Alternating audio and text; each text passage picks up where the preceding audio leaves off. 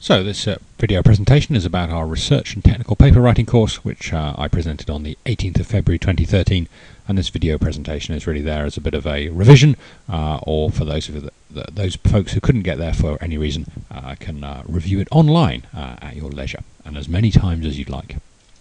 So there are basically 5 things we wanted to talk about during this particular session. There was the paper format. We're going to talk about the particular paper structure and go through each individual element. There was some stuff about references, plagiarism and copyright, which hopefully by now you should certainly be familiar with plagiarism and copyright, but it's worth going over again as it can kind of sink the whole boat, as it were, if you get it a bit wrong. And then finally we're going to close with some advice about writing, and also some advice and some examples of some really excellent figures that we've seen in final year projects previous to this year. So the paper format that we use is based on the IEEE transaction format, and there's lots of really detailed guidance on the formatting in the sort of templates you can download. But on the right there is a picture of the format. You can see it's 2 columns. It's relatively dense text. The page limit is about 8 to 10 pages long, and you should end up with about 5 to 10 diagrams in that particular paper. It's a 2-column format, so you actually get really quite a lot of information on the page. And as I say, it's based on a sort of journal format, and this is a sort of typical way of transmitting information in a very compact, dense way in academic life. So why are we doing this? One of the reasons we're doing this is a bit of inspiration from the moon landings from the late 1960s, which was an amazing technological achievement, and there's a picture of a man on the moon. And I guess the relation to the final year project is this particular quote from the then US President John F. Kennedy, where he says, "We choose to go to the moon. We choose to go to the moon in this decade and do the other things not because they are easy, but because they are hard." And I think that's actually quite a good philosophy to have, is to not duck the hard challenges, but to go after the difficult things. So that's perhaps the first reason that we've chosen to do the paper format, because it's harder and not easier to write a shorter paper, and carrying out challenging activities with our students is a good thing to do. The second of which, I suppose, is something that I'd call large report syndrome. If you're writing a very, very large report, there is a tendency not to get to the point. So I once examined a thesis at a very prestigious university where I had to get through 100 pages of the thesis before I got to the first information about what the student had actually done. And I've seen that a lot in project reports and design reports at this university and others, where because you've asked someone to write a really long document, they feel the need to kind of do quite a lot of preliminary work before they get to the point. So having a short 8 to 10 page report highlights the fact you need to focus on your contribution very quickly, otherwise you'd have said nothing about it, and I think that's a very good thing. The other thing that the paper format gives you is it gives you a couple of very useful transferable skills.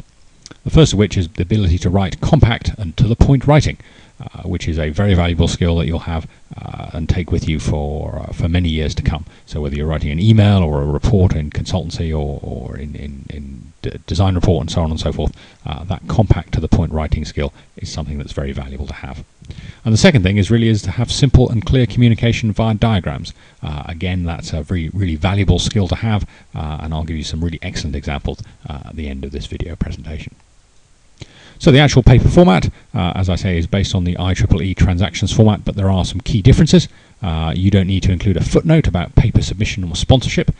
You don't need to include those wonderful author photographs or biographies of the authors.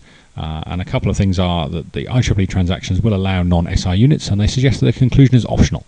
And I would strongly suggest if you, that you need them required. Basically, if you want to pass the particular project, I would suggest that you use SI units and also include a conclusion. And I guess the other final point to make sure that you do when you're formatting the paper is your header should indicate the type of project that you're doing. So there are sort of 3 types of undergraduate projects we do at this university: a triple module 4-year project, a double module 4-year project, and a double module 3-year project. And you need to basically remember which one you're doing and make sure that top right header there reflects the correct project that you're doing. That's quite important, because that's kind of a quick way for staff to check when they're reading and examining your project that they know how many credits or how many units it's worth. So they've got an idea for how much work you've had to do to produce this particular document. And obviously, if you put the wrong header on there, you might have people thinking that you had considerably more time to do the job than you actually have. So it's important to get that right when making your submission. Okay, a few other details. The supervisor is not an author, so you should say supervised by, not and, in the title heading.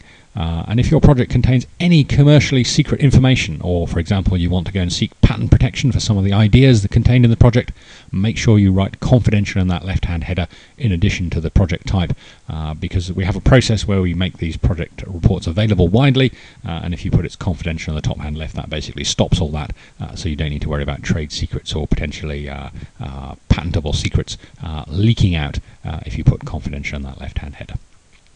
Whether you use colour or black and white is really up to you. There is a paper and a electronic submission. So if you use black or white or colour, make sure your paper and your PDF is consistent between the two. If you're using black and white, make sure you watch those contour levels. It's quite easy to make your contour levels unintelligible should you take a colour contour and put it into black and white.